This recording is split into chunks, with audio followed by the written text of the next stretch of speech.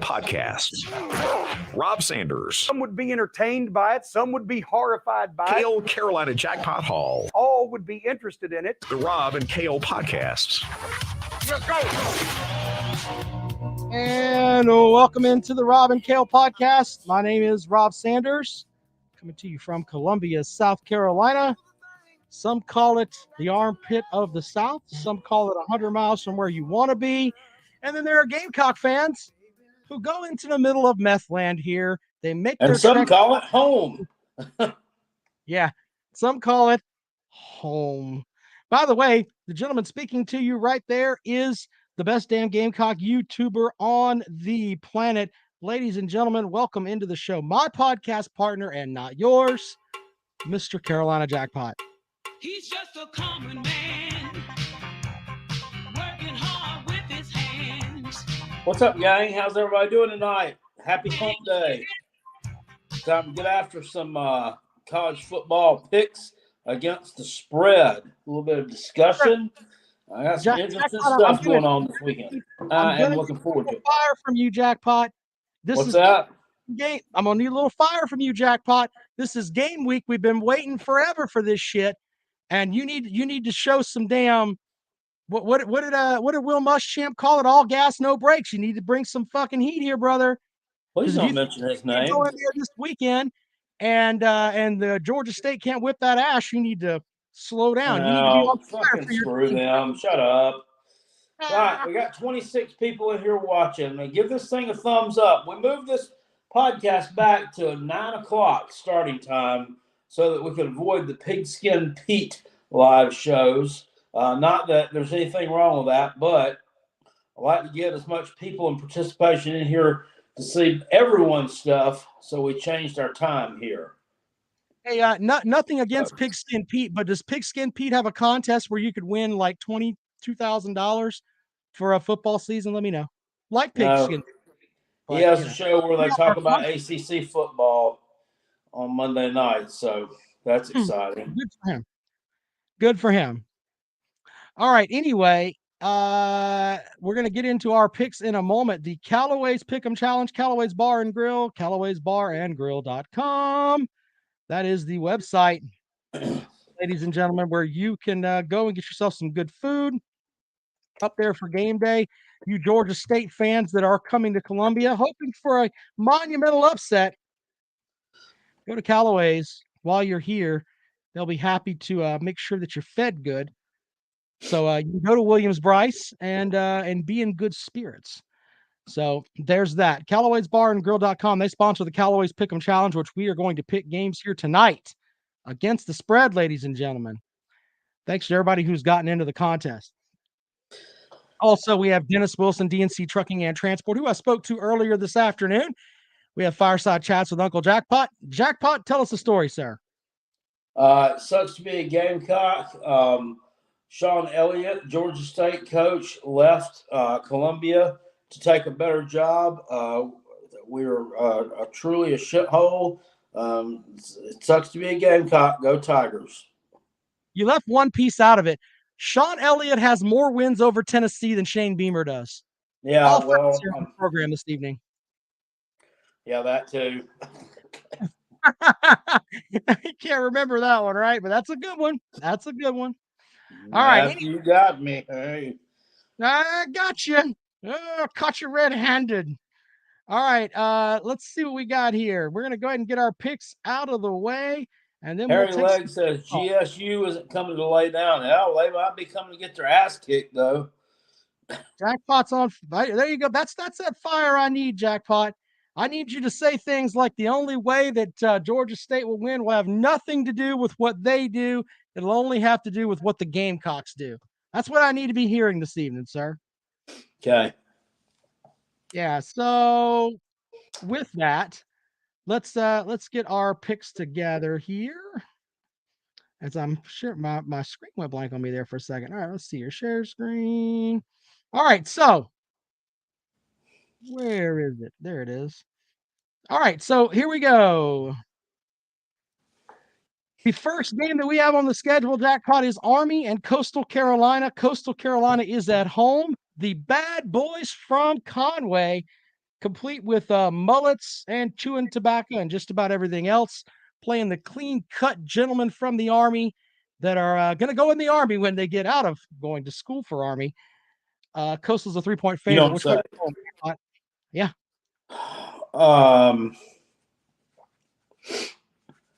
Whew, man, that's a tough one. Coastal lost a lot off that offense.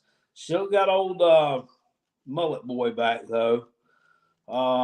This is not like I don't know that this is a one of the better Army teams.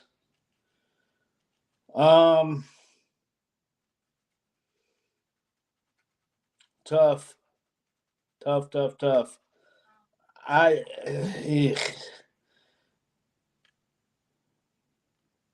3-point line. Yep. Yeah, that could very well be a push. I'm going to go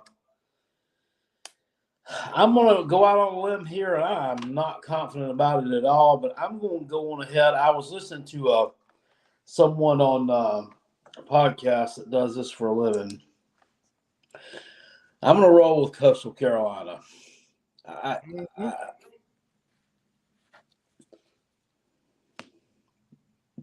Nope.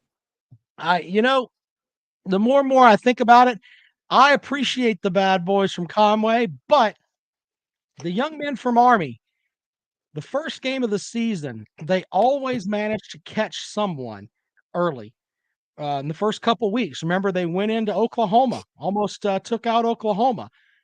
And here's the thing: you can say, "Well, they lost this guy, they lost that guy." It's the same damn guy every year. Guys that are undersized, they're just coached to death, and they're smart. I think Army gets the upset. So give me Army +3 on the road. Jackpot up next. Utah and Florida. Props to Coastal for scheduling that game too, and keeping it on the schedule. Yeah. Well, and that's true because wait. Yeah, didn't somebody Yeah, that there like was one program, I can't remember who it was, but they backed out of a game with them. Why would you back out of a game with Army? I mean, Well, because you wanted to most play of their Akron. line weigh is 250 pounds. Why would you not want to take that game? We didn't want to play. We don't want to have to play a team that used chop blocks the week before we play the Florida Gators. Oh, Jesus. Speaking of the Florida Gators, Utah is on the road at Florida. Jackpot, I'm going to go first here. I called this game in June. I think Utah blows them out. So give me Utah +1. Yeah, I'm gonna go with Utah as well. I've heard a lot of people say, well, Utah is not going to be ready for the humidity and the heat in the swamp. Look, it's summertime, okay? It's hot everywhere. Yeah, I don't want to hear about this dry heat and all that bullshit. You remember the first day of January that Utah played in the Rose Bowl with Ohio State? The game was like 52-49 or something like that. Now Ohio State, Utah had several opportunities that they blew to win that game. Now, if Ohio State were going to the swamp, would this be a 1-point line? Yeah, don't think so. Well, we'll see about that. So you're going with Utah or Florida there, buddy? I just said Utah. I misunderstood. Sorry about that. Big Barney Ross said crackback You didn't blocks. misunderstand. You weren't listening. Okay, I didn't listen, sir. There you go. Crackback blocks for the win. Big Barney Ross joining the program as always and dropping some knowledge there. Up next is Notre Dame at Ohio State. Jackpot, which way are you rolling here as the Irish are a 13.5-point underdog? I've seen it, it's like 17 in other places, and I wouldn't hesitate to go with Notre Dame with that kind of line. 13.5 points. Yeah, I think I got to go with Ohio State with that line. It's just not enough points. I'm not. I think. I don't know. I think that Notre Dame is going to try to slow the game down. They're going to try to slow the tempo down. But Ohio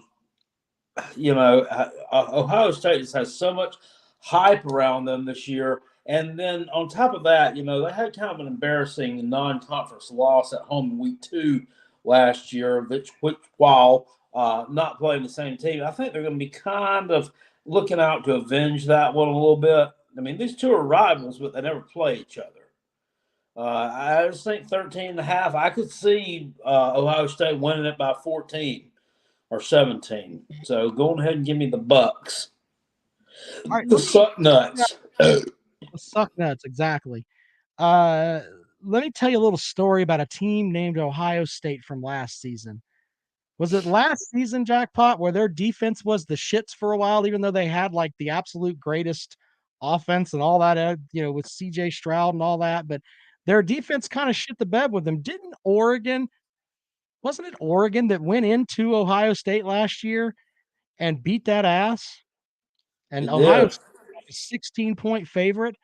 Until Ryan Day, first of all, let's give Ryan Day credit for scheduling big teams. I mean, they played Oregon last year.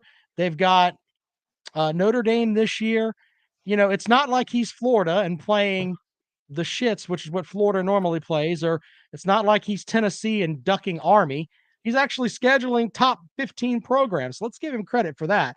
But until he wins one of those games and that defense actually comes out and looks good in that first game, I'm going to take Notre Dame and the points right there. 13.5. Give me the Irish. All right. Up next on the list is Georgia State at South Kakalaki. Georgia State is an 11-point underdog heading into Columbia. The return of Sean Elliott.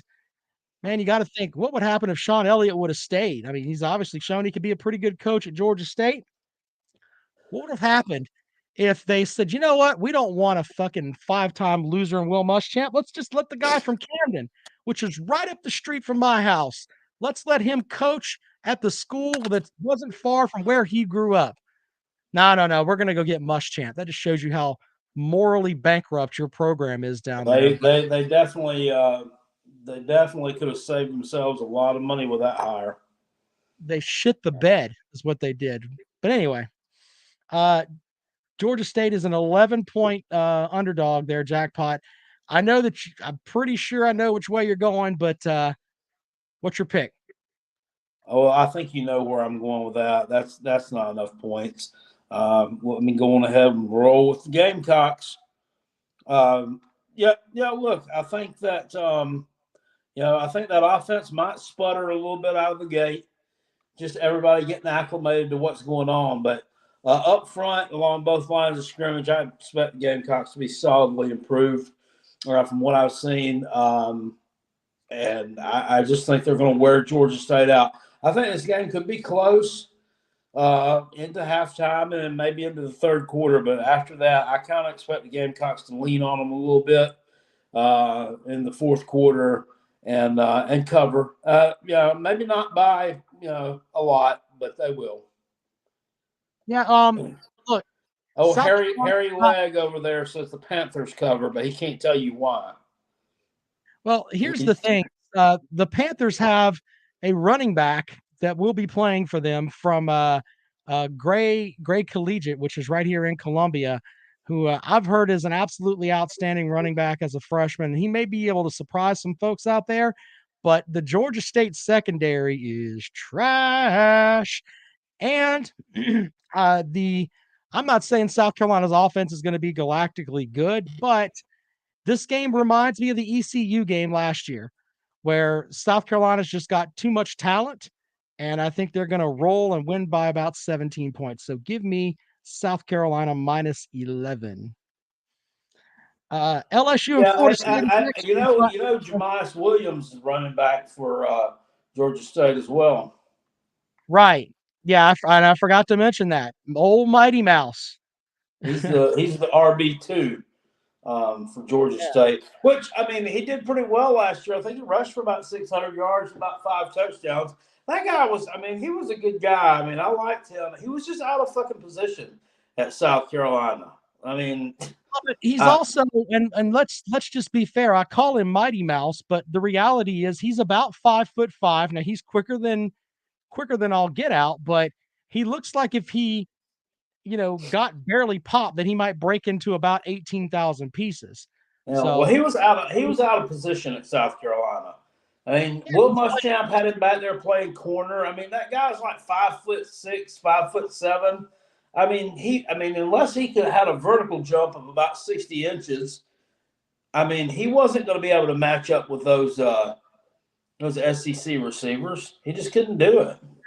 He got hurt a lot of soft tissue injuries because of that. Yeah. Harry Legg says, LOL, GSU is legit. Based on what? What have they done? What have they done? They haven't done shit. Oh, they played a close game against Auburn last year. Well, they didn't fucking win. Oh, they beat Tennessee. That was 3 years ago. I bunch of damn nonsense. The level of talent there is just too different on a lot of the sides of the ball there. So, but that's, I mean, on both sides of the ball where, yeah, I mean, Sean Elliott's he's got the chops, but I don't know. David says outside of Georgia State and App State, who else is good in the Sun Belt? UL Lafayette. Well, they were under Napier. App State, Coastal Carolina. Yeah. Georgia State's projected to win 7 games, according to several different sites that I've been visiting, but I have too much in Columbia to have to deal with there. That's why I'm taking the Gamecocks. UL Monroe. Oh God. LSU. I mean, you're really going to go with Louisiana Monroe? Jesus, jackpot. Let's just move on. LSU and FSU neutral site game. Florida State is a 4-point dog to the new look LSU Tigers, where they went and got a Yankee coach to come and coach a Southern program, and he has a fake Yankee accent or a fake Southern accent to go down there for those people. That's what I remember. But which way you rolling there, jackpot?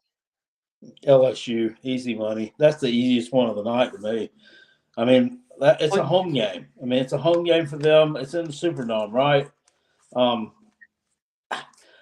mean, Florida State looked better the other night, I guess, but I mean, I don't know what you could really gauge from that performance. I mean, Duquesne's not even a good FCS team.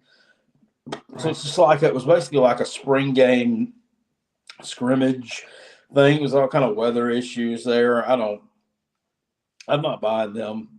Let's see. I mean, which one of these guys is the better coach?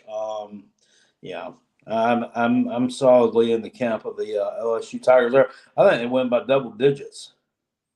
Well, and let's remember who's the Gamecock defensive back that plays for Florida State now? What is that guy's name? I interviewed him at ACC kickoff. Jamie Robinson. Yeah. So you remember there were plays where he just looked like he gave up last year. Mm-hmm. And I think that, he's running his mouth talking about, oh, we're so different now. I mean, you quit on this coach last year. There were games where you quit on him before the season was even really underway, and we're supposed to believe that you're completely reformed now. This is after you quit on South Carolina. Instead of staying there and honoring, saying, hey, I want to be a Gamecock, which is what he said. Now I'm going to go to Florida State. Then I'm going to quit on Norvell. And now I'm going to go out here and, try to say that I'm not going to quit. I mean, this guy's a 3-time quitter, and he's supposedly the leader of the defense there. LSU rolls. Yeah, he's cotton meat. I don't get these guys that quit, got all mad, got their feelings and shit when Muschamp got canned. It's fucking Muschamp. The guy was the biggest dickbag on the planet. But you don't want to play for Shane Beamer. I don't know. Whatever. You didn't want to be around here. I mean, good luck to you. But that blows my mind. So, yeah, I just don't think that that's going to matter, to be completely honest. As far as they say he's got talent. He's a quitter. That's just the way that it is. I mean, I don't. After, I mean, we've noticed that play where he just gave up on a Jacksonville long, State, he gave up on that touchdown they scored on the last play of the game to win the motherfucker.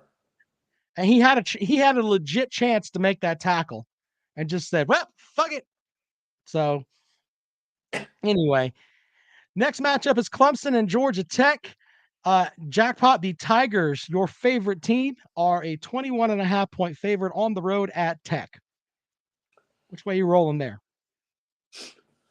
Here's the thing. I'm going to go with Clemson to cover there because, as you know, when you play a road game in conference like that, you can't take. I mean, you can only take like your first string, your second string, and maybe part of your third string, and then your special teamers. Now at home, when you're playing, a patsy, you can empty everything. I mean, all these walk-ons and all that shit can play. You can play 100 damn guys if you want to. But this means that Clemson's going to keep that. I mean, the fresher players are going to be out there. I mean, I don't even know. I don't know if Georgia Tech will score. I mean, I think if Georgia Tech scores 10 points, I would be surprised. And I don't expect Clemson to set the woods on fire offensively. I think it will be a little bit better than last year. And I'm saying something in the neighborhood of 35-3, 35-7, maybe. Clemson opens it up in the second half. This game's gonna be boring as hell. Towards the, I mean, this is one of those games. Clemson will be up like 24-0 at the half, and the backups will be playing in the second half. But yeah, the I don't really know if I'm buying that they're going to score 24 points in the first half. I got a pick six. I think that's happening. That's how. Okay. It is the Clemson offense after all. That is the Clemson offense. So give me it's a little bit challenged. half. Up next, we've got Georgia and Oregon. Georgia is a 14.5-point favorite in our spread here, Jackpot. Would you like to go first, or do you want me to go first? I'll go first. I'm gonna roll. I'm gonna roll with Oregon to cover that number. Oregon defensively is pretty good. Justin Flo, linebacker. What's the other kid's name? I can't. It escapes me. That plays linebacker for them. Another really good player. I think that that Georgia offense. Last year it was a top 10 offense. People keep it. Last year, everybody said we really had to rely on the defense to win games. That's not true. They had a really good offense last year as well. I mean, your best receivers hit the transfer portal. Spare me to talk about Cock Bowers. I know how great he is. But defensively, I think that Oregon stacks up okay. I don't think that they're going to win the game. They could. But I think this line's right about where it needs to be. I think Georgia wins by 10 to 13 points, but I think that Oregon covers that number. Just barely, but I think they cover that number. And here's the thing. So people were talking about Oregon going into Ohio State and winning up there last year, and they were 17-point dog there. And, I've heard that line so many times through the talking heads. Here's what I know. Georgia's got the advantage at tight end. Georgia has a national championship winning quarterback. That they do. Georgia has talent stacked on top of talent, stacked on top of talent. But, ladies and gentlemen, from a Georgia fan via text message, it says, don't let, let's see, I can't read that part. Here you go. I'm dead serious. I think Stetson loses this game on Saturday, and I think he gets replaced mid-season. Now, with that, I still think Georgia wins, but I think Oregon covers. I think they make it really, really interesting. And Justin Flo, by the way, is a hell of a player and can take over a game on that side of the ball. So give me Oregon to Yeah, cover. Clemson wanted him, but he didn't want Clemson. Oh, yeah. He didn't want to go to Clemson. Noah But, Sewell is the other kid's name. But Oregon will cover, but Georgia will win. Give me Georgia winning by 7 to 10 points. Up next, the Cincinnati Bearcats go on the road to play at Arkansas. Which way you rolling there, Jackpot? Well, what's the line on that one again? Arkansas is an 8-point favorite at home. That's a weird line. Yep. I'm going to have to go on ahead and go with Arkansas there. Cincinnati lost a lot off that playoff team. Right. I agree. The entire team's gone. So, look, here's the thing, though. I think that Arkansas will go out there and pop them in the mouth, but I still don't think Arkansas is very good. In fact, I think South Carolina can beat Arkansas. Wait, what? Not sure about that. Yeah. But Jackpot, tell me why you think that Arkansas is just so much better than South Carolina right now. I think they'll dominate them on the line of scrimmage. Oh, Jesus. Okay. Well, we'll have that conversation. Just being honest. Give me Arkansas -8 because they're playing a shell of a former team in Cincinnati. Up next is North Carolina going on the road to play at App State. App State is getting 3.5 points at home, Jackpot. Jackpot, I'm summoning it up here. You're going with the Mountaineers, right? I mean, there's no way that you're going to pick those baby blue bastards from Chapel Hill. All right. Let me see. Let me lay it the song so you can see who I'm going to pick. Baby blue was the color of her eyes.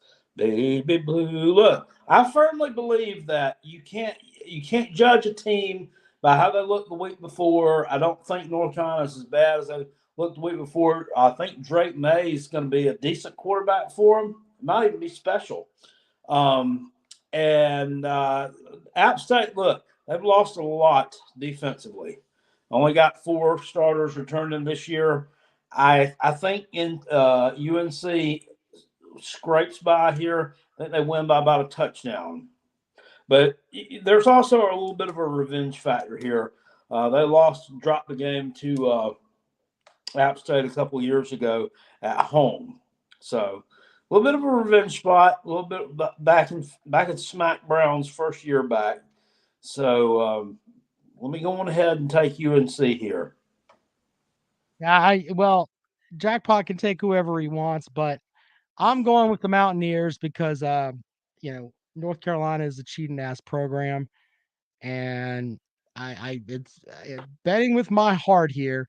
I hope that App State beats them fucking sense. And you know what? Jackpot picked North Carolina, but I think there'd be a warm place in his heart if the Mountaineers went out there and slapped them around up in Boone on Saturday. I hope they go out there and clown stomp them. I would gladly get this game incorrect, but I mean it's just like a Clemson pick. I'd gladly get it incorrect, but I just don't see it. I just don't. And the 2 more matchups. North Carolina plays in the ACC. I mean, so that also adds a little bit of something to it as well. That's the ACC grind, that meat grind. Jesus Christ, fuck North Carolina. NC State, by the way, plays at East Carolina. The Wolfpack are an 11-point favorite on the road. Jackpot, you've been up there. Tell us about the parking at East Carolina. Well, you park in someone's front yard if you give them $20. Well, it's nice. It's not like you're parking a trailer or something. I mean, you're not parking in Mayhem Matthews. You're not parking in Mayhem Matthews neighborhood. You're in like an older rich neighborhood. That's why. But I thought you were going to find some old lady up there that you could just sing a little bit of that George Strait you were singing a minute ago, and she'd let you park for free. Give her the old Kale Hall smile. Well, I tried, but she wasn't having it. Yeah, she's like, "Give me the $20, fucker."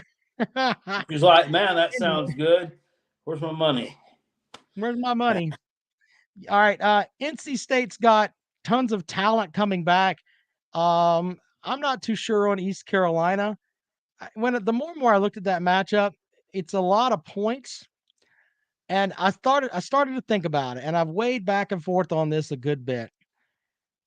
When you are a double-digit home underdog, and I'm not completely sure on you, I'm gonna take the underdog because that's a lot of points at home, and I don't look for them to lose by that much. Give me East Carolina with the points there. Yep. Rolling the same way. Give me the old lefty, Holt Nailers and those ECU Pirates. They were tough last year with the Gamecocks. I think the team's going to be even better this year. They're returning most of their starters. And I think NC State's overrated. I'm telling you, NC State is fool's gold. Fool's gold. Everybody talking about they're going to make the playoffs. Make the fucking playoffs. First, they ain't never done it before. What in the world makes you think they're going to do it now? You know, I don't see it. I mean, nobody picked. Nah. Look, Not see it. my thing. NC State is the Texas A&M of the ACC. They're about an 8-4 team. Their coach, everybody thinks that he does great stuff, and they've got talent always coming back. But in reality, they're just a shitter that goes 8-4. That's pretty much what they are. How about this? I watched something. Yeah, like down here in the Big L. For some reason, I have a hard time sleeping at night. And I'll wake up about 2:30 in the morning. I'll pull my iPad out and start watching YouTube videos for about an hour and a half, and then fall back asleep. And there was a little special on Devin Leary and the team. That was I don't know. They filmed it like right around the beginning of fall camp, but yeah, they they showed up inside of the football facility. Those son of a bitches have a Holiday Bowl trophy in the football facility from last year. Do you remember what the significance of that was? They didn't play the game, and they took the fucking played. They won it by forfeit. Yeah, they won it by forfeit. And fucking Doran goes up there. We're gonna take this. Get the fuck out of here, Doran. And he's got a damn trophy up in the damn football building. What a bunch of losers. Didn't they? And I think they're gonna hang a banner for that, like Holiday Bowl champion. They probably will. What a bunch of dickheads. Outside the 1969 ACC runner-ups. The final game on the schedule, as soon as Jackpot mentioned the Kale Hall special. He's some slapdick from East Teboga, right. Community college. I mean, I'd rather pick the East Teboga Community College game than this game. I mean, I really would. It's just as viable as this game. But Houston playing on the road at UTSA. The Roadrunners, Jackpot, against the Skullet. Which way are you going there, buddy? What's the line on the game? UTSA is getting 7 points at home. Go with Houston. UTSA lost a lot off last year's team.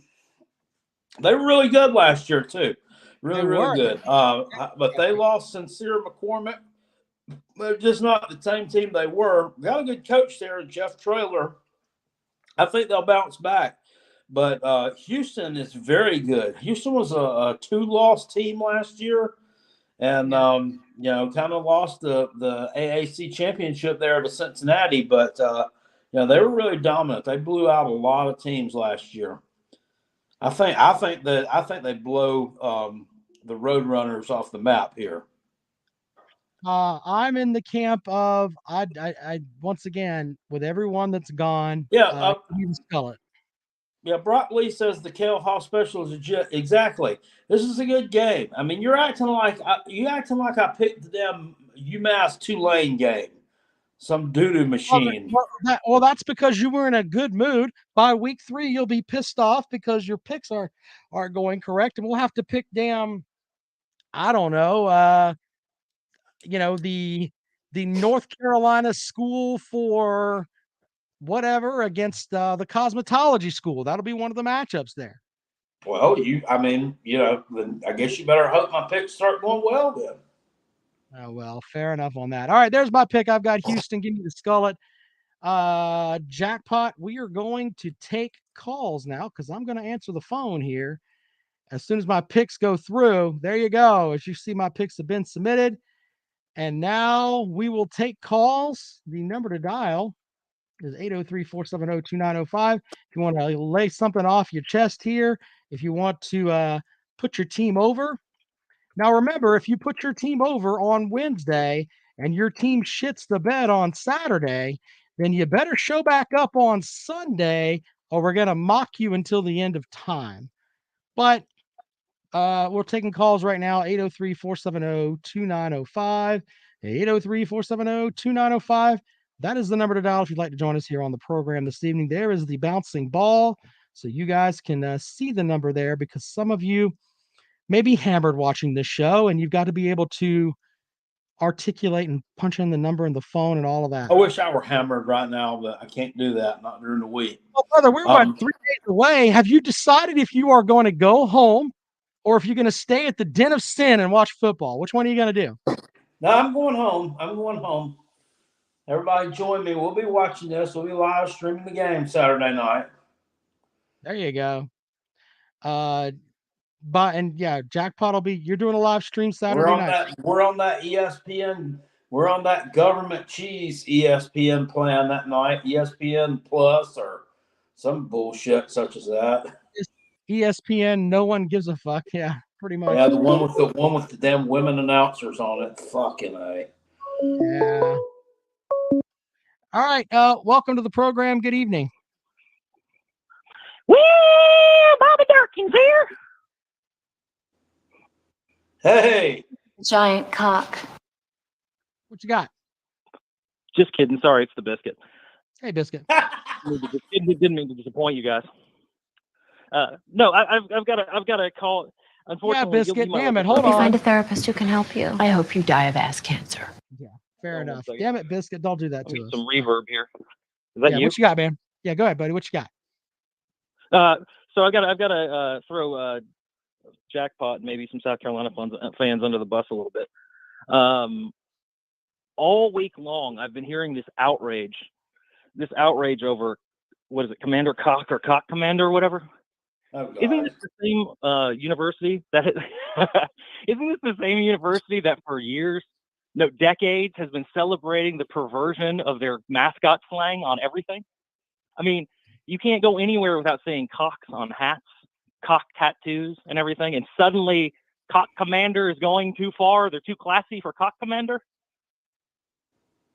Well, I mean, Jackpot, did you want to name the bird Cock Commander? I mean, I did a video on this yesterday or the day before. I don't give a damn what they call him. I mean, you could name him anything. You could name him Burgundy Toilet Seat if you want to. I really don't care.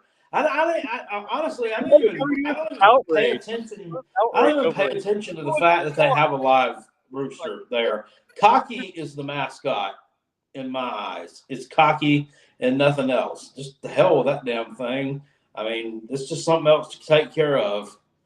I think I should just ship it back to the farm. He's the 2-piece special from Popeyes. That's what I call him. Well, I mean, it doesn't make any sense. I mean, like, LSU has Mike the Tiger. Colorado has the damn buffalo. Texas has Bevo. Okay, those things are kind of, I mean, those are like intimidating animals. Okay, I can understand that. I mean, but a fucking rooster? Come on. No.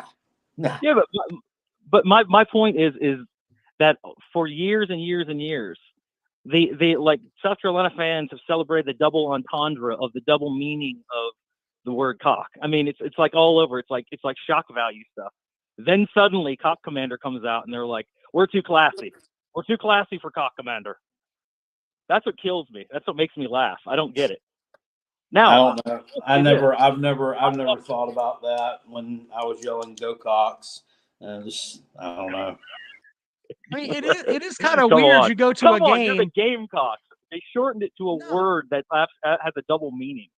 I agree with Biscuit because it's really weird when you go to a South Carolina game and you see middle-aged men like Kale all screaming at the top of their lungs, "Go Cox, go Cox, go!" And they I keep mean, if saying, you have the mind of a child, I guess that okay, it's fucking hilarious. But to me, I mean, I've never even thought of that. Go Cox. Twisted Chicken says, "But the blade's on a fighting rooster and he can bring some pain." That motherfucker is no nothing but doubt. They do, man. My brother has some chickens. He's gotten spurred by them. And then you know what he did? He killed it. Yeah, then he made a 2-piece special. That's what the hell happened. The hell, the damn rooster. I've gotten just pecked by. The first one that spurred him, he decided to kill him. There you go. Just get pecked by a fucking hen. That shit hurts. Whew. Yeah, it does. It does. No doubt about that. We're talking about some Southern stuff here, aren't we?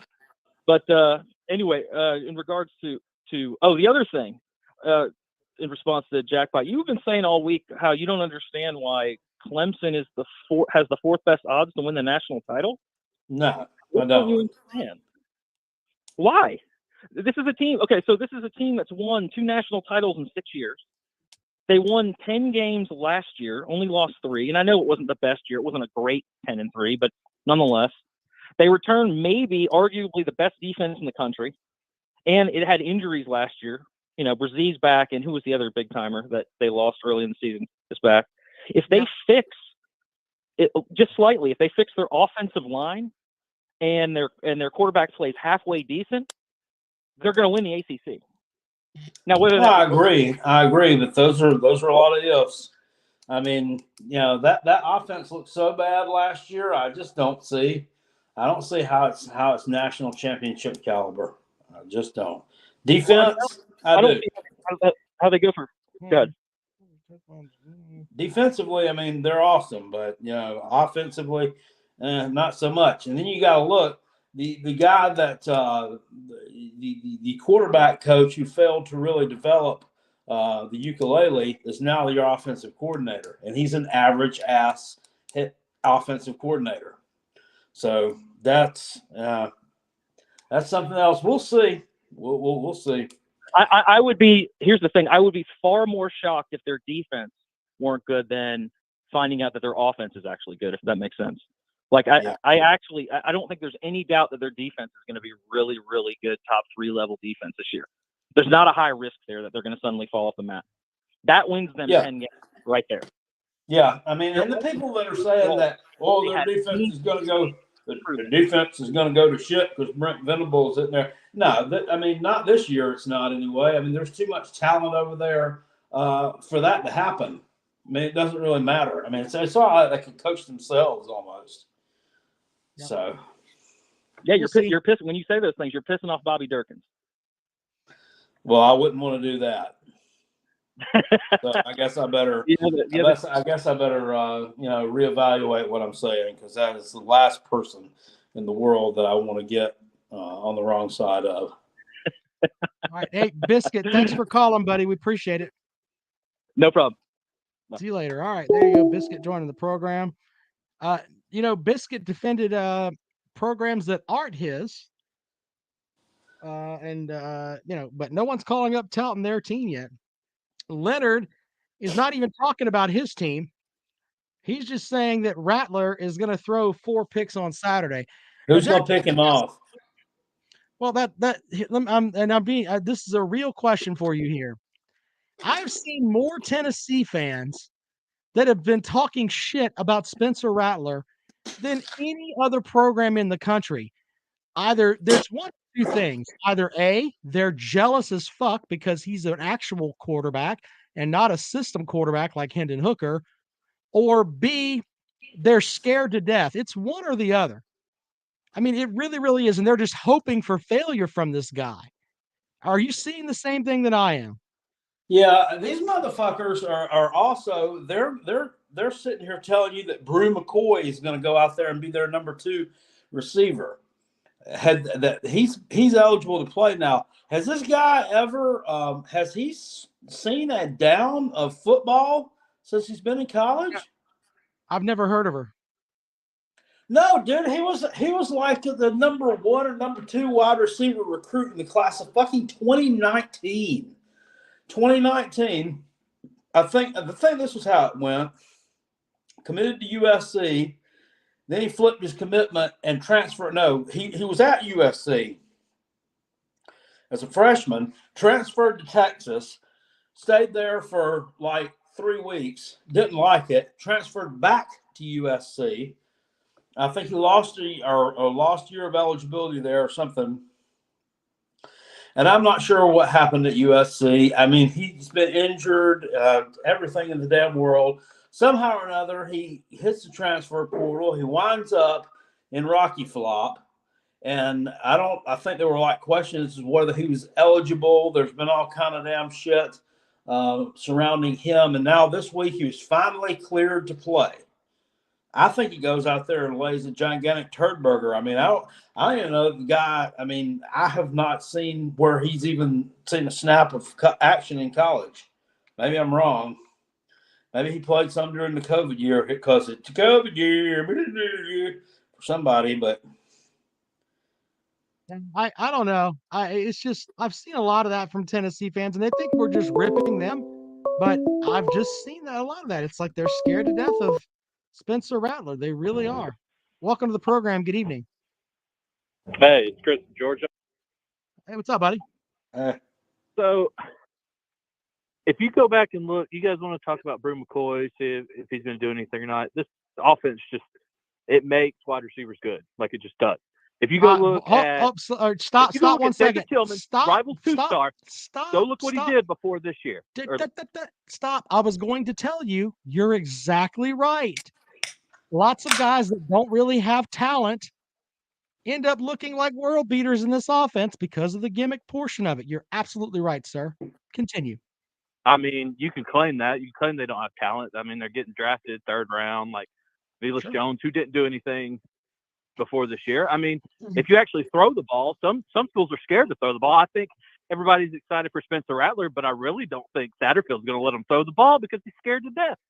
I mean, I don't know how you can sit there. Luke Doty, yeah, he was hurt. His arm wasn't hurt. He should have been able to stand back there and throw the ball. You had a 5-star running back, and then you had a broken foot, which you have to plant to throw the football. You couldn't move the ball. You couldn't move the friggin' ball. You got like 2 yards to carry against Tennessee, who had a terrible defense with a 5-star. Yeah, well, Kevin Harris wasn't getting 2 yards of damn carry when he ran it down y'all's fucking throat, and we're on the damn 1 foot line. And then we decided to have the fucking defensive end throw a goddamn touchdown pass, which didn't fucking pan out.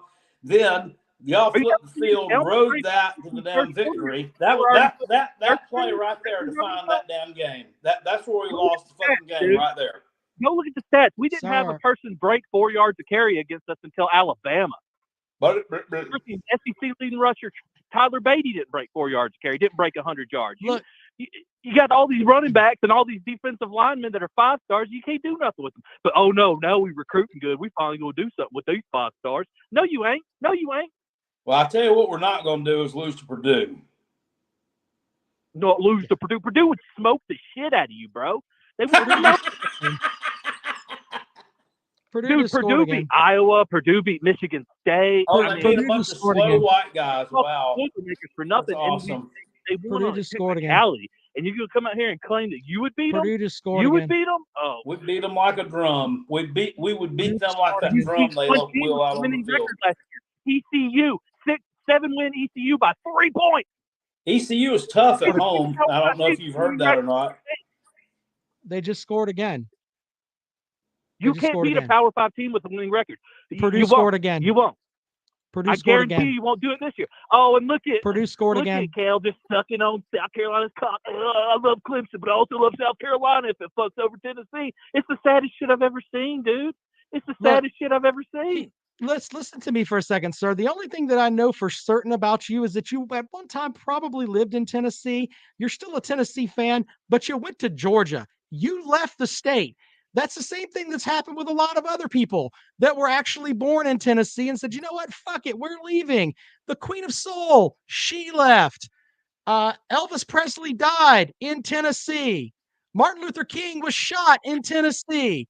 There's nothing good about the entire state of Tennessee, sir. Strom Thurmond sir. Strom Thurmond Re- out here re- raping all his assistants we and will stuff. not we will not sit idly by and let you bash a man that was elected into like what 50 years of service to the actual country. We're not going to do that on the program, sir. We're not even going to talk about the political stuff that goes on in Tennessee. We're not going to talk about the stuff that you guys pulled with Shiano and everything else. We won't talk about that. We don't have to get into that. All we know is for certain is that you are a Tennessee fan that lives in Georgia, which means you're not smart enough to go and be a Georgia fan. You still want to run around with that goddamn backwards T on your head. What's that got to do with Tennessee's going to smoke the shit out of South Carolina? Well, we have to We'll wait see for that about game that. in November. We have to wait for that game in November. So We'll there you see go if- with that. Do you think it'll be like 38-7 in the first quarter again, or I don't tell you know. what, I know. look, I know. On Saturday night, we're going to put on a clinic for you called "How to Beat Georgia State." Look, what if you're so John Elliott's going to smoke you guys, dude? If he can almost Okay. if he can beat Tennessee and almost beat Auburn, he'll smoke South Carolina. He's the third best team in that conversation. He'll Oh smoke. yeah, yeah. we're the third best team in that conversation, but we beat Auburn. That makes sense.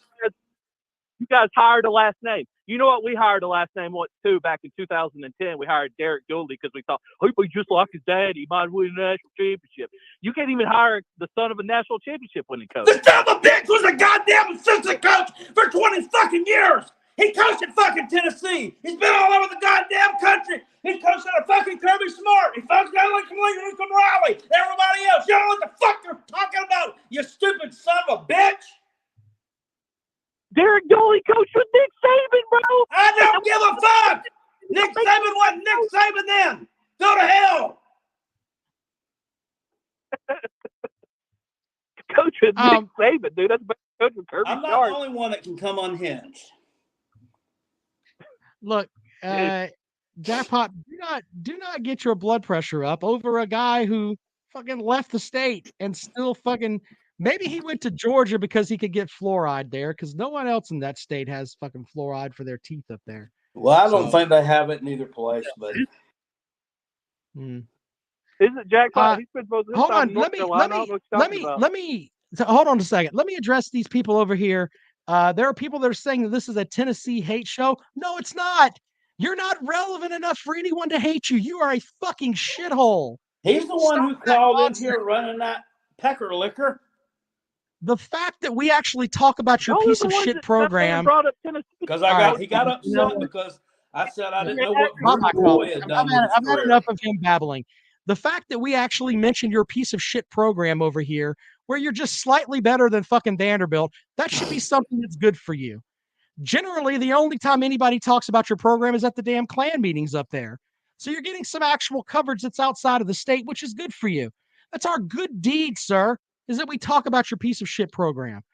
I've said it once and I'll say it again. You'll turn those damn Klan hoods back into Casper costumes come October, and we won't see you again until baseball season. So go fuck yourselves and continue. 803-470-2905. 803-470-2905. Kentucky Durbin normally says dumb things, but this is true. Violation. Billy Cole says second winningest program in the SEC. STFU jealous prick. Could you imagine imagine what they could be if you hadn't been dog shit for the past 20 years? Imagine that. Welcome to the program, caller. Hey, this is Baylor, man. How y'all doing tonight? Hello, Baylor, man. Are you going to call and tell us that your program's the absolute best and that? Hold on. Let me address this one real quick. Deline. I guess is that I can't see good. Not say dildo. DILDO. No, Campbell. it's Dildo Campbell. We're slightly better than Vandy. Then what the hell is USC Junior?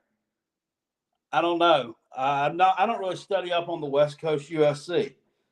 But anyway, if you're talking about South Carolina, we haven't lost to Vanderbilt since the George Bush administration. Y'all, not so much. Go ahead, Baylor, man. What do you have for the program? Chris over there back in the Well, comment all I'm section, gonna flapping say his is, dog to get Week of softest call-in show South Carolina is going to be with the fun dumbest on callers Sunday. sometimes, unfortunately. That is Yeah, going to so be a fun trash talk week. Here's the thing. Here's the thing on that. I mentioned that you're slightly better. You're just right on their par with Vanderbilt. In the past 10 seasons, Vanderbilt has 5 fucking wins against you. You have 5 fucking wins against them. Stop with the bullshit. Peyton Manning's not dragging nuts on trainers' faces. Phil Fulmer's not doing whatever the fuck it was he's doing. You're a piece of shit program, and I stand by that. Until you fucking actually win some games, don't come up in here acting like you're fucking Georgia or Florida or even fucking Mizzou. Mizzou's got fucking more SEC titles in the past, SEC East titles than you do in the past 10 years. You're lucky that we talk about you at all. All right? So stop with the bullshit. All I said is that you're obviously scared to death of fucking Spencer Rattler. And you are. Because you haven't seen a quarterback like that come through there in forever. So that's your problem. You can't take on any of that. And it's great to have talking season. But once again, the same thing that I say to Gamecock fans when they start talking about, oh, we're going to win against Clemson, I'll give you the same thing. November is coming, motherfuckers. And somebody's going to have to shut up at the end of it. And we shall see. Anyway, Baylor, man, what else you got for the show? Well, I'm looking in here in the comment section. There's a little typer troll saying Baylor man is delusional too. So he's basically accusing me of being a Longhorn fan, which that's not good. I don't know what to tell you, sir. They're the kings of delusion, but that's beside the point. Man, week 1 Saturday is just around the corner, and it's going to be good. You just see I'm the dumb excited. over here. Yeah, and I appreciate that, Baylor, man. Biscuit says Tennessee hasn't lost less than 4 since 2004. Good point. And here comes the dumb. Tennessee is better than Clemson. Okay, Ball State, whatever, man. You Here, what about Dakota? Yeah, and look who we've had coaching, and look who South Carolina has had coaching. South Carolina should have been way better than Tennessee. What? Will Muschamp? Welcome to the program. Good evening. This son of a bitch was a goddamn assistant coach for 20 years. He coached at fucking Tennessee. He's been all over the goddamn country. He's supposed to fucking Kirby Smart. Oh, hell. We've already heard that. All right. Welcome to the program. Good evening. Hey, hello. Rob. How you doing? Hey, what's up? Let's go ahead and start off with fuck Tennessee. They can all go to hell. Very good. You know, I can't stand Tennessee. But other than that, I just want to talk about recruiting a little bit. I know it's a little off topic, but have you been seeing the defensive linemen South Carolina's getting? 6'5" minimum, all about 240.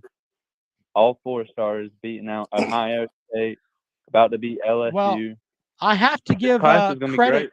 I have to give credit to my podcast partner who's sitting across from me here, who said that his bold prediction for this football season would be that South Carolina's recruiting class for next year would be the best recruiting class in 247 sports as far as their rankings coming from them for South Carolina. Jackpot called that, 2 weeks ago? And he's right. They just keep bringing guys in. So got to have those 4 and 5 star guys to win games. I don't know if you saw Nicholas Harbor, crystal ball just rolled in for him. He was actually sporting the Gamecock gloves at his game last week. So hopefully we'll land him. That really polish off the class. That's awesome. Chris Foster over there says they'll lose them all by December. Yeah, because we're just so known for losing commitments under Shane Beamer. Yeah. You know, all he does is lose commitments and recruits. So yeah, great point. Great point. I have to entertain Hall and Oates. Yeah, Hall and Oates is correct. If I can find it, because I've got it somewhere, and I've just forgotten to play it. Jackpot, the wonderful Jim Cornette rant that I had it. Oh, here we go. Yeah. You fucking redneck, cousin fucking, chicken fucking, hillbilly, goddamn East Tennessee outlaw mud show piece of shit. Very good. Anyway, final call for calls this evening, 803-470-2905, 803-470-2905. If you'd like to join the program. Dylan Campbell says you've lost 3 straight games to a team that's barely better than Vandy. You're not a good program. Stop thinking that you are. Stop it. You're not very good. I know you guys are all up there having cock warming parties and circle jerks where 3 guys are pivot men, but you're not. What are they ranked? What are they ranked right now? Tennessee, like 15? They're not. Tennessee's not ranked. You're kidding Oh, me. in the recruiting rankings? In the recruiting rankings, I don't know. Are we talking recruiting rankings or just ranked in the No, polls? in the AP. Oh, in the AP, they're not ranked. They're not fucking ranked. They've got to be. Tennessee is not ranked. They're over here talking this much shit. No, they're all built on, oh my goodness, fucking Lane Kiffin cheated us and blah blah blah, and the refs fucked us against Purdue. That's all they're gonna come at you with. Same thing. Look at this. Here you go. Crisis says 26. We're the first team out at 26. Why don't you hang a fucking banner for that? We're ranked 26th in the preseason poll. Yeah. All we gotta do is cover the spread against Ball State. We're gonna sneak in at 24 the next. Oh Jesus, that's some funny shit right there. Welcome to the program. Good evening. So I knew this was going to happen, and I wanted this to happen. Mike Norris doesn't like Notre Dame. The Freeman factor is going to be 0-2 pretty soon. Okay. So what? So what? That's my question. I'm getting sick of people saying that. Oh, Marcus is going to be 0-2. So freaking what? He went 0-1 in a bowl game with the other guy's half-ass roster and have the coaches figuring out their next job. Is that his fault? I don't think so. Then, Freeman's going to get exposed against Ohio State. Even if you get blown out against Ohio State, it's more of an indictment on the Brian Kelly recruiting regime than it is this guy, week 1, year 1, game 1. So all the people saying that when Freeman's 0-2, he's going to be exposed, that he doesn't have what it takes to be a good head coach, you're full of crap. You're full of crap, okay? I've said it before. I'm going to say it again right now. The exact reason so many Notre Dame people wanted Brian Kelly gone, the exact reason for that is now Marcus's problem against Ohio State. That reason, number one reason, doesn't recruit enough high-end talent to beat the good teams we play. That's the number one reason, okay? Just because Kelly's gone now doesn't mean that problem he caused is fixed yet. Sir, hold on for Augusta, just a second. Are you still there? Hello. Anyway, first of all, Brian Kelly had top 20 recruiting classes at Notre Dame. I'm looking at them as we speak right now. And as far as teams that you play, I mean, you play ACC teams that, I mean, it's not like you're on a spindle playing Clemson every year, but forgive us if we don't get ramped up for you playing Navy and, the other guys that are just, the academies. It's nothing against the academies, but it's not like it's just this lightning schedule. I'm not listening to fans of other teams, and I'm definitely not open to listening to Notre Dame fans call and say, John, this proves he's in over his head. No, it doesn't. It proves he's working with the roster the other guy built lazily. Now, 3 years from now, then you got a fair argument. Marcus Freeman losing games he shouldn't lose in a few years with his talent in there, with his coaches in there, with him having head coaching experience. Then we can have a talk about that. But if Marcus Freeman goes 0-2 to start all this, look down in the bayou and thank Brian Kelly for a roster with about 2 wide receivers. Okay? So I ain't listening to that. I'm just freaking not. The same reason you wanted that guy gone is Marcus's problem against Ohio State. All right. We've heard enough. My goodness. Hey, every time we have a Yankee call in, this is going to be the sound bite.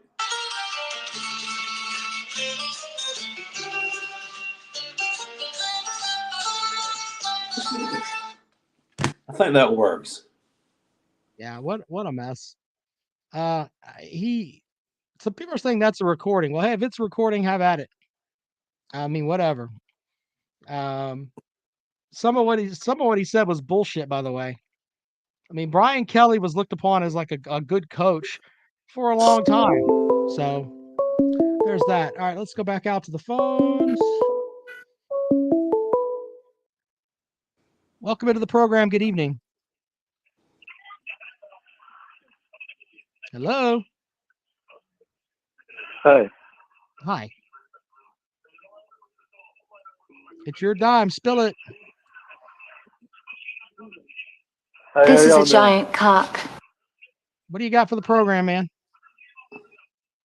Hey, I just want to talk about how Williamson's going to Heisman and how Tennessee's going to beat Florida and LSU. This dude's a freak. Cool. Anything else? Thank you for contributing absolutely fucking nothing to the show. Appreciate that. Colin. Holy shit. It sounded like he was taking a bath. I wasn't taking a bath. They don't have baths in Tennessee. Jackpot. Holy shit, dude. He was in the creek. He's in the crick. 803-470-2905, 803-470-2905. If you would like to join the program. Dr. Vol says, seems like y'all see Tennessee getting better, and all of this hate is nothing but fear. Look, I can tell you, I can't speak for Jackpot and his team, but I can tell you from my team, we're not scared of your fucking team. Your bitch pussy team. We're not scared Why of would that. Clemson be scared of? Number one, they're not even going to play them. Number two, if they did, odds are pretty good they'd beat the holy hell out of them. Clemson wins by 17 over your shithole right now. So don't even come at me with that nonsense. Ridiculous. Rob, seriously, on a serious note, though, do you think the Clemson defense would shut down the gimmick offense or just slow it down? Well, to be honest, I think they would figure something out and have them too much speed with the Clemson offense there.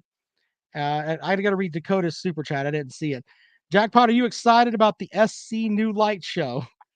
Jesus. Oh, absolutely. I've had a boner in my britches ever since I found out about it.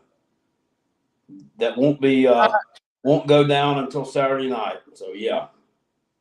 Billy, I look. Here's what I can give you. Okay, the roster that Clemson has is stacked with 4- and 5-star talent. You have a throwaway from fucking Virginia Tech and a UCF head coach acting as an SEC coach. Fuck out of here with that nonsense. No one wants to hear that bullshit. Okay? No, in fact, Clemson has more talent on this team than you've had on all the Tennessee teams like the last 6 years if we combined all of your players. You're not that fucking Billy good. says compare last year's team's common opponents. Well, you got Georgia. You guys lost to them 10-3. Didn't give up an offensive touchdown. They lost like 41-17 or something. Wasn't even close. They scored though, and the game was close in the second quarter. Jackpot. Welcome to the program. Good evening. Okay.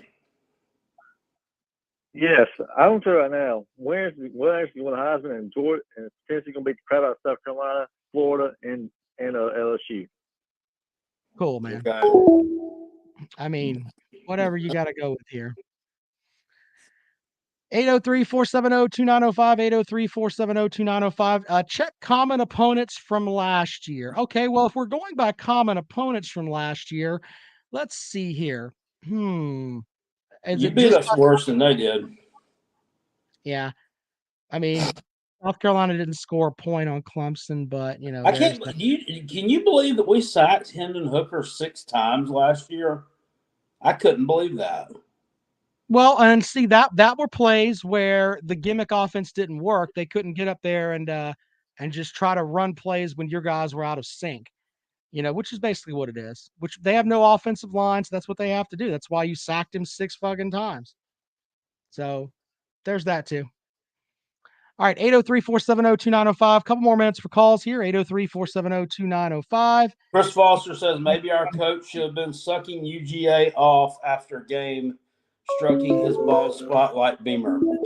I like the one the Tennessee fans throw up there, the meme of Shane Beamer, like when he's like trying to get behind the team and the score's like 35-7. And every time I see it, it's just like so comical. I'm just like, what was he supposed to be doing at that point?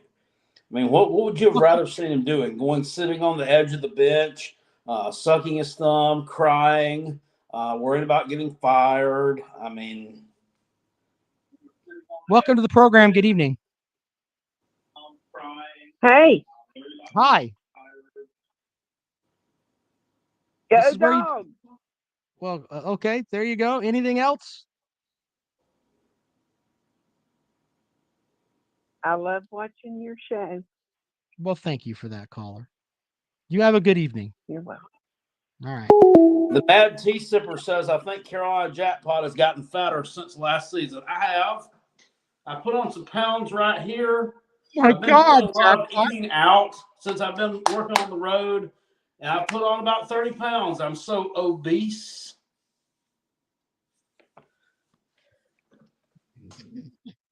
Fuck me. That's a lot of bacon. Jesus. Where do we fucking go from here? Do you want to just end the show? Can we do that? I mean, no. I mean, fucking goddamn it. I mean, can I even read any? Do you want me to read the comments? I know they're over there making fun of me, because we got a bunch of Charles Atlas lookalikes over here in the comment section, Damn it, Dr. Vault says you've got the Dicky Doo disease. Fucking shit. All right, well,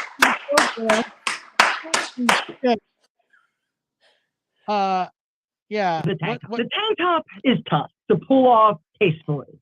But gentlemen, today I thought I'd go over 10 rules for wearing one and not looking like I can't have all that.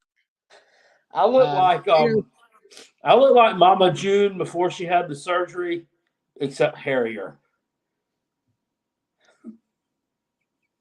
Mama Jude with a beard. She did have one between her legs, from what I understand.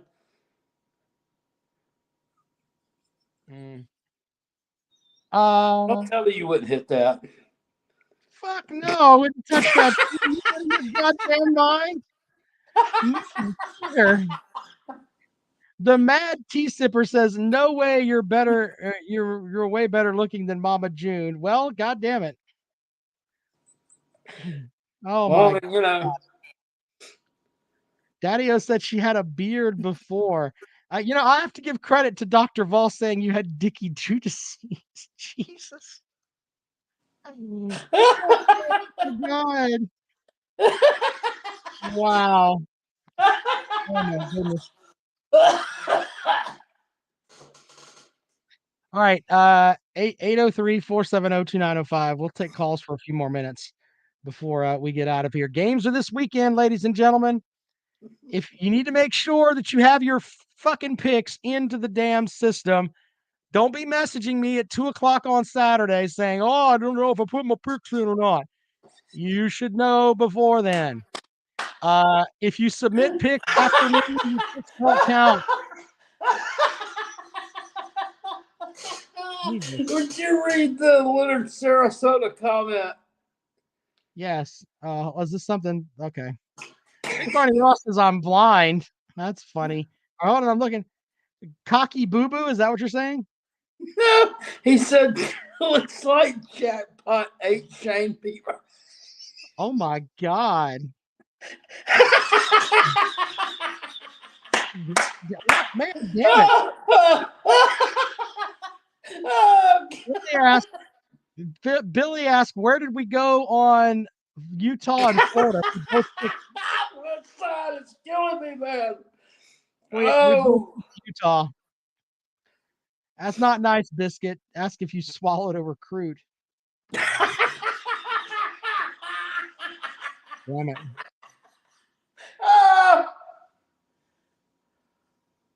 All right, Jackpot. Are we gonna have more of that during the shows later on? You strutting that ass.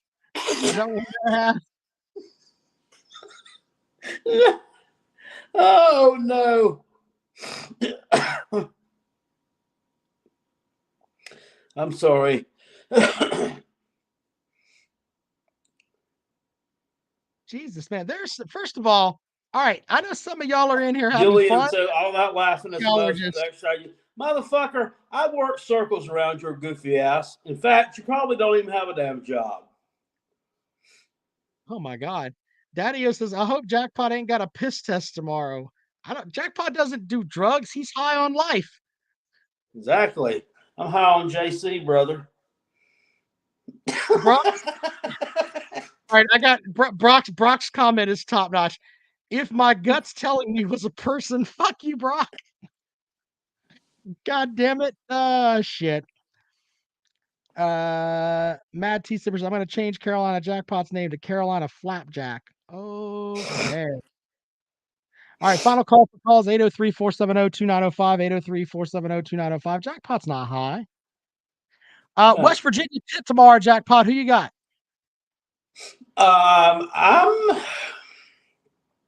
That's tough. I want to take West Virginia, and I actually did. I actually bet parlay, and I actually took them. And I don't really know why I did it. You know, Pitt's got two really capable running backs coming back. They've got both of them got transfer portal quarterbacks. Pitt, Keaton Slowbitch. But Keaton Slovich has played a lot more football than JT Daniels has. And plus, JT Daniels didn't even go through spring training. He can go through spring practice with West Virginia. He's just gotten in there into the system. So I think that gives Pitt an advantage. Well, here's my thing with JT Daniels. I don't know what happened last year at Georgia, but I think I think most Georgia fans wanted JT Daniels to play. I mean, they were calling him like he was the second coming at the beginning of the season, and Stetson Bennett ends up getting them their national title. But here's the thing. I question the sack on JT Daniels because he could have had the opportunity to go to Missouri and have another shot at SEC East teams. And you know what he said? Nah, fuck that. I'm going to go to West by God, Virginia. I question his sack. And if his sack is bad, the offense up there is probably not going to be very good. Give me Pitt to win. Pitt's going to win there, and then they're going to win the following week against Tennessee too. So maybe he wanted to play for Neil Brown. Who knows? Oh, well. Twisted Chicken says JT is fragile. That's a good point. We've also got Oklahoma State, the Mullet, taking on Central Michigan. Oklahoma State's laying 21.5. What do you think there? You bet on that game, didn't you? No. I figured you would bet on that one. I don't know on that game, to be honest. Talent says to run with the Mullet, but if you've noticed though, the past few years, the Mullet and they underwhelm against shitty teams. Against Tulsa a couple years ago, and Tulsa was really bad. They've underwhelmed. They almost lost to Central Michigan. They may have lost to them. So yeah, I'm going with Central Michigan. Who are you going with? Who would you go with on Louisiana Tech catching 19.5 at Mizzou? That's a lot. Yeah, it broke my heart yesterday when I seen that Tyler Beatty got cut by the Baltimore Ravens. I thought Kevin Harris got cut too. Yeah, but I thought Beatty was going to go on somewhere, but apparently he wasn't good enough in the NFL. But when I really stop and think about that game, I don't know what the hell is going to happen with Mizzou. I think every year, we listen to the Mazodcast and they tell us the same thing every year. Everybody thinks we're going to be the shits, and then we win 6 games. That's their what they say about the shits. Yeah, but you know something? Mizzou in opening games against shithole teams, they sometimes come out flat. So you remember they lost to Wyoming a couple years ago? Yeah, they lost to Wyoming early in the season. I mean, they had some shitty losses at the beginning of the season. Give me Louisiana Tech in the 19.5. Yeah, yeah. Yeah. I think you know, the true folks that bet when they look at that game, they're not going to look at it as, oh, this is an SEC team against Louisiana Tech. They should look at it from the perspective of what Mizzou lost with their entire offense, with Tyler Beatty, who's now looking for a job selling insurance, and the other guys that they lost. There's no Connor Bazelak. He's now playing for Indiana. This is imagine leaving Mizzou to go play for Indiana. Yeah, and by the way, think about that for a second. You would rather, you SEC folks, all of you run your mouths, but Connor Bazelak had a pretty good freshman year, then came back and was kind of the shits as a sophomore. He thought it was better to leave Mizzou, an SEC program, and go play in the land of corn at Indiana. I don't even know if he's going to be their fucking starting quarterback, to be honest with you. I have no clue. But Mizzou is either going to be really above average or they're definitely going to be the shits. I don't think there's going to be a middle ground there, but I like Louisiana Tech to cover. I really do. Yeah, I'm in agreement on that. You got any other games there that you want to go over really quick before we get out of here? What are you thinking on Penn State and Purdue? I think that James Franklin has just been a really underwhelming turd burger his entire time at Penn State. Has recruited really well, but his results on the field, I think that he's done just enough to not get fired. Big Barney Ross says Jared Garantano is legit for the Cardinals. He got cut. Yeah, Biscuit says it's going to be a great game. Look, here's the thing with James Franklin. This guy brought rape accusations to fucking Vanderbilt. So if he was able to get rapers in at Vanderbilt, why can't he get some rapers up there at Penn State, to play in the secondary? And, let's not judge. That's poor choice of words. Last year. Well, Georgia led the conference in rape accusations last year. Yeah, but you think with someone who had that kind of stuff going on at Vanderbilt and then going to Penn State, you think Penn State would want to get someone with a little more integrity than that after their history. But Penn State doesn't, they don't give a shit. They wanted that shit gone, nothing to see here, nothing to see here. No, they're still suffering from that. Yeah, but I mean, I don't know. He's not done anything to impress me. I mean, Penn State, as many years at Penn State, to me, is a blue blood program in college football. Playoffs have been around since 2014. Penn State hasn't sniffed a college football playoff. Someone's talking about Lou Holtz making comments about Brian Kelly. Lou Holtz said, according to SI, that Brian Kelly never responded to his letters to Notre Dame. I'm reading this from SI. It says, while talking to reporters this week, former Notre Dame coach and South Carolina coach, by God, Lou Holtz, said that while Brian Kelly was at the helm, he wrote him several letters over his tenure at coach. Unfortunately, Holtz says he never got a response. I write Brian Kelly maybe 8 positive letters during his time at Notre Dame, and I go to the mailbox every day hoping I'm going to find an answer. He never responded to one of them, but that's his choice. Jackpot, when I hear that, first of all, the only thing you get in the mail nowadays is fucking bills. Someone needs to shake Lou Holtz and tell him, hey, you could still walk on the Notre Dame campus and probably walk out onto the football field. No one's going to say shit to you. If you really want to say something positive to Brian Kelly, you know where the fucking office is. It used to be yours. Somebody sent me a link to some kind of spoof that some guys did on a sports college show about that, and the guy was impersonating Lou Holtz, and he's like, it's like I always wrote letters to Tyrone Willingham and Charlie Weiss, and those guys were real good, and they responded to me. He said, but that fat son of a bitch didn't even bother to pick up a pen. He said, my pen was in the fucking quill. It was in the fucking. You want to answer this question before we get out of here, Jackpot? Who's your picks to finish 2 through 5 in the SEC East? Tennessee, Kentucky, Gamecocks, and Missouri in some order. There you go. He answered it. Flip a coin, and you're all fuckos. That's how that works. 2 through 5 is all fuckos. And with that, good night.